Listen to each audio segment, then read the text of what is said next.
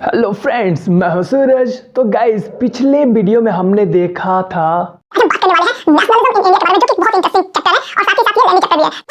आज हम करने वाले हैं, तो ये है वीडियो पार्ट नंबर 1, जिसमें हम देखेंगे कि नेशनलिज्म का मतलब क्या होता है और उसके बाद जो impact of first world war था वो क्या था, मतलब क्या इंपैक्ट पड़ा इंडिया पे फर्स्ट वर्ल्ड वॉर का, तो वो भी साथ में देखने वाले हैं। तो गाइस, तो without any further let's begin. अगर वीडियो स्लो लगे तो आप इसे 2 मिनट तक देख। गाइस, चलो मीनिंग समझते हैं कि आखिर ये सत्याग्रह का मतलब क्या होता है। ठीक है, तो सत्याग्रह का मतलब हो सत्य के लिए किया गया आग्रह। ठीक है, यानी कि जो सत्य के लिए आग्रह किया जाता है वही बेसिकली होता है मीनिंग सत्याग्रह का मतलब। ठीक है, और यहाँ पे यार ये भी बोल सकते हो कि it is the part of truth. क्या है ये? एक सत्य का रास्ता होता है। ठीक है, ये भी बोल सकते हो तुम लोग। ओके, एंड इसको जो फॉलो करते हैं यानी कि सत्याग्रह की राह पर जो चलते हैं उन्हें एक सत्याग्रही कहा जाता है। क्या कहा जाता है उन्हें? यस, उन्हें सत्याग्रही कहा जाता है। ठीक है, तो अब हम बात करते हैं कि बेसिकली उस समय इस आइडिया को यानी कि सत्याग्रह को महात्मा गांधी ने इंट्रोड्यूस कराया था इंडिया में। जब वो जनवरी में आए थे साउथ अफ्रीका से, तो वहाँ पर साउथ अफ्रीका में उन्होंने मास एजिटेशन सत्याग्रह के द्वारा ही किया था वहाँ पर। या फिर चलो अब बात करते हैं कि यार आइडिया क्या था सत्याग्रह का, what was the idea of Satyagraha. Okay, तो चलो शुरू करते हैं।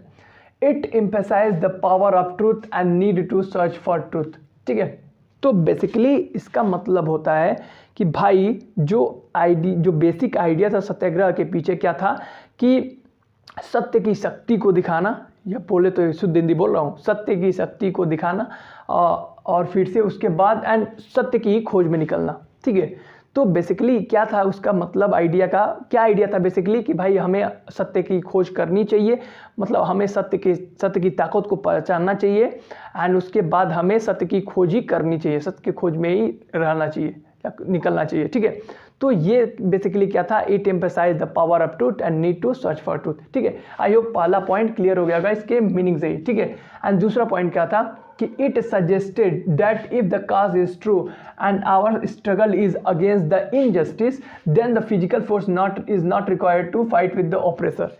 महात्मा गांधी बहुत स्ट्रांग बिलीव करते थे इस पे कि अगर हमारा कारण सही है और हमारा जो स्ट्रगल है वो किसी अन्याय के खिलाफ है तो हमें फिजिकल फोर्स की ज़रूरत नहीं है ऑपरेसर से, विरोधी से लड़ने के लिए। और जो सत्याग्रही होता है वो बैटल जीत सकता है, केवल अहिंसा के दम पे वो बैटल जीत सकता है। ये महात्मा गांधी का एक स्ट्रांग बिलीफ था। ठीक है, जो उसको वो आखिरी दम तक फॉलो करते रहे। ठीक है, ओके, अच्छा, अब ये का मेन आइडिया था। ठीक है, और उसके बाद क्या था कि महात्मा गांधी नॉन वायलेंस के लिए भी बहुत जाने जाते हैं। ठीक है, उन्होंने जहां अपने मरते दम तक उन्होंने हमेशा नॉन वायलेंस का ही साथ दिया। ठीक है, और वो विश्वास करते थे, वो बिलीव करते थे कि dharma of the non violence could unite all Indians. ठीक है, तो उनका एक स्ट्रॉन्ग बिलीफ ये भी था कि जो नॉन वायलेंस का धर्म है, वैसे धर्म यहाँ पे रिलीजन से मतलब नहीं है, वो जो नॉन वायलेंस है उनका मानना था कि जो नॉन वायलेंस है वो पूरे इंडियन को यूनाइट कर सकता है। ठीक है, एकदम हिंसा के वो बिल्कुल सख्त खिलाफ थे, लेकिन वो अहिंसा के लिए बहुत जाने जाते थे। और उन्होंने इसीलिए बेसिकली उन्होंने कहा था कि जो नॉन वायलेंस का धर्मा होता है वो क्या कर सकता है, पूरे इंडियन को यूनाइट कर सकता है, एक सूत्र में बांध सकता है।